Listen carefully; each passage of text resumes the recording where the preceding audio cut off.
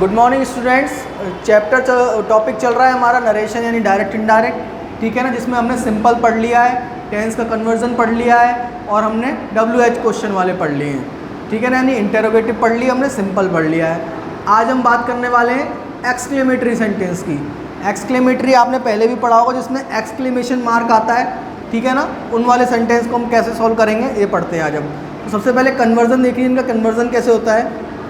अगर आपके में आ जाए सेंटेंस एक्टिव में आ जाता है हुर्रा, हुर्रा को अगर आप कैसे लिखोगे पैसिव बनाते समय, एक्सक्लेम्ड विद जॉय, क्लियर। ऐसे ही अगर आपके आ जाता है अलास, अलास आता है दुख प्रकट करने के लिए, तो एक्सक्लेम्ड विद सॉरो, ठीक है ना। अगर आ जाता है आपका वाओ, ठीक है ना, वाओ आ जाता है तो वाओ यानी कि कोई एक तरह से खुशी, एक तरह अलग। दोबारा देख लो, अगर आ जाता है आपका एक्टिव बनाते में हुर्रे, तो आप कर लो हुर्रा या हुर्रे, कुछ भी आ सकता है, ठीक है ना। तो एक्सक्लेम्ड विद जॉय है, खुशी प्रकट करने के लिए होता है।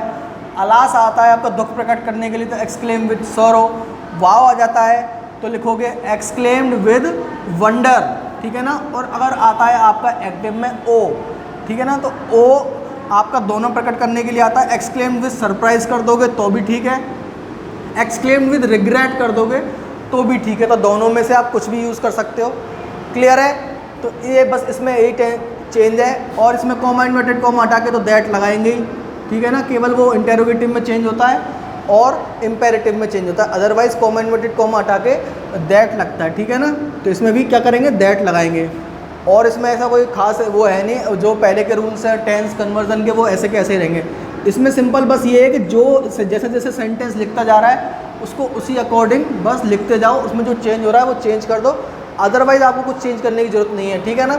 सपोज जैसे कि सब्जेक्ट पहले लिखो, ऐसा कुछ चेंज करने की ज़रूरत नहीं है, जो दिख रहा है वो चेंज करते जाओ, ठीक है। स्टार्ट करते हैं, इसमें तो कुछ चेंज होगा नहीं, दे का तो दे ही आएगा, ठीक है ना। अब देखो हुर्रे आ रहा है, तो हुर्रे के लिए क्या लिखा है मैंने, एक्सक्लेम्ड विद जॉय, तो दे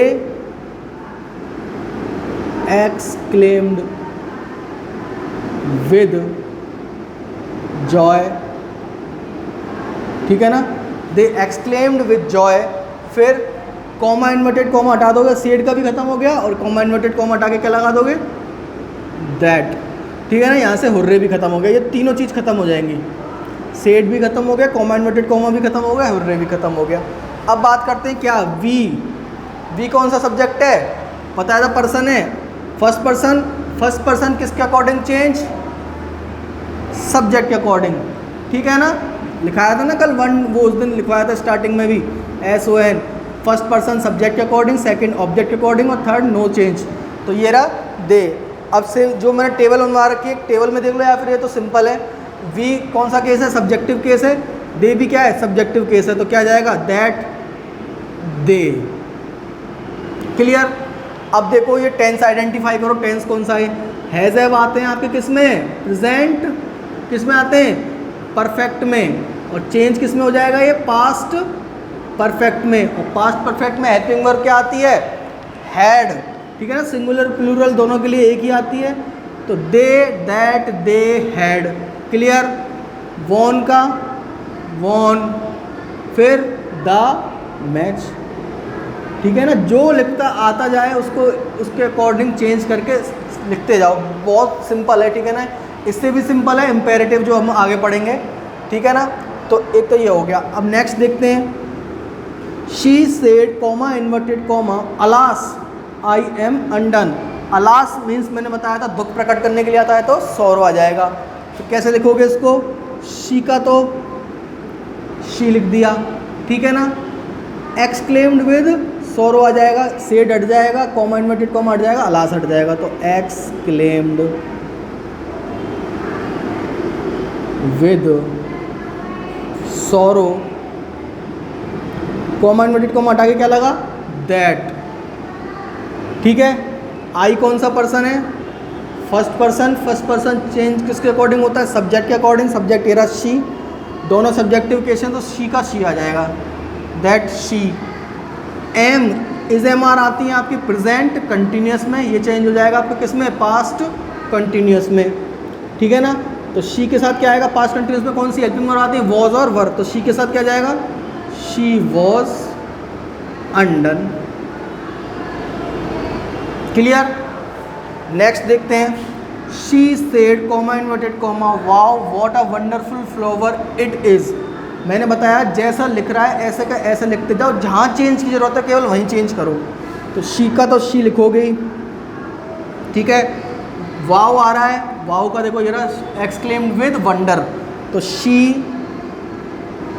एक्सक्लेम्ड विद वंडर,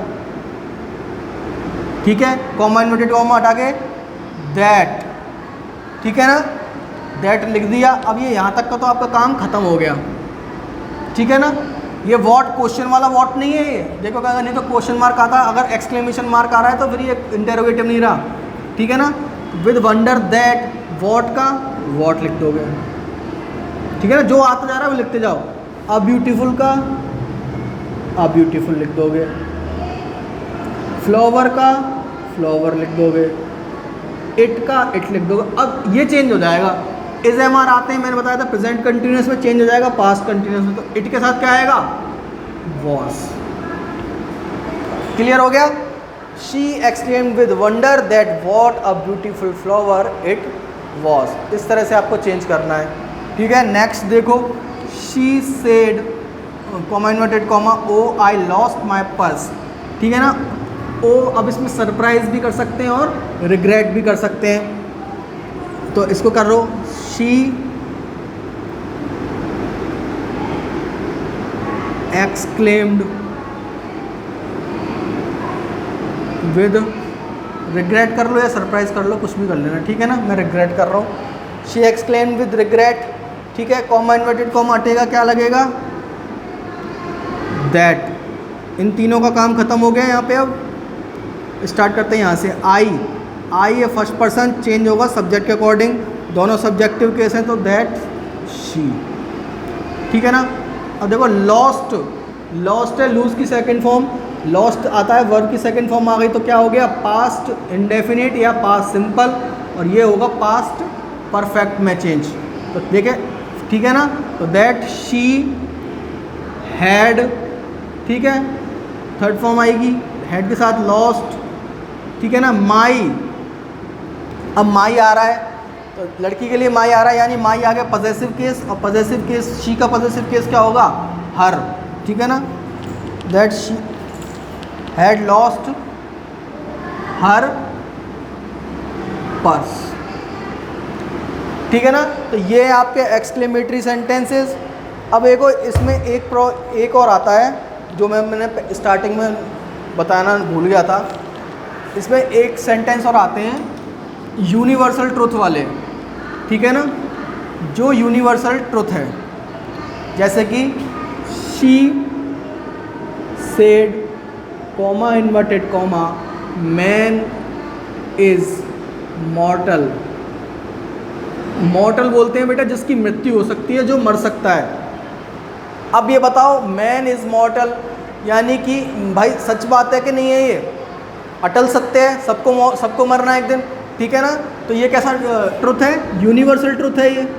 तो अगर बेटा आपके एक्टिव में आ जाता है कोई यूनिवर्सल ट्रुथ, ठीक है ना, तो उस सेंटेंस को चेंज नहीं करते, ठीक है ना। इसमें चेंज हो सकता है, रिपोर्टिंग वर्ब में चेंज हो सकता है, लेकिन रिपोर्टेड स्पीच में कोई चेंज नहीं होगा। तो इसको कैसे सॉल्व करोगे, she said comma inverted comma हट जाएगा, दैट मैन इज मॉर्टल, ठीक है ना।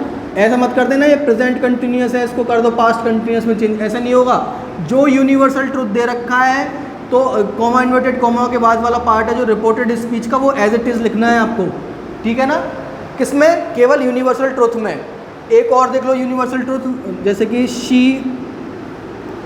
Said to me comma inverted comma the sun rises in the east, ठीक है, the sun rises in the east. तो भाई ये सच बात है कि नहीं है, यूनिवर्सल ट्रुथ है कि नहीं है, ईस्ट से ही तो होता है हमेशा। तो ये कैसा हो गया, यूनिवर्सल ट्रुथ, ठीक है ना। तो ये तो चेंज होगा नहीं। इसमें क्या चेंज होगा, केवल जो रिपोर्टिंग वर्ब में चेंज होते हैं। सेड टू किस में हो जाएगा, टोल्ड में, मी का मी और कॉमा इन्वर्टेड कॉमा हटा के दैट, बस इतना चेंज होगा इसमें। बाकी का जो ये लिख रहा है the sun rises in the east, ये ऐसा का ऐसे लिख दोगे। क्लियर हो गया। तो जो यूनिवर्सल ट्रुथ है रिपोर्टेड इसमें जो वो ऐसे कैसे लिखने हैं, बस जो रिपोर्टिंग वर्ब में चेंज हो सकता है, ठीक है ना। तो ये थे आपके एक्सक्लेमेटरी सेंटेंस और एक यूनिवर्सल ट्रुथ वाला मैंने बता दिया। अब बस आपका लास्ट रह गया इसमें एक इम्पेरेटिव, ठीक है ना, जिसको हम कल पढ़ेंगे।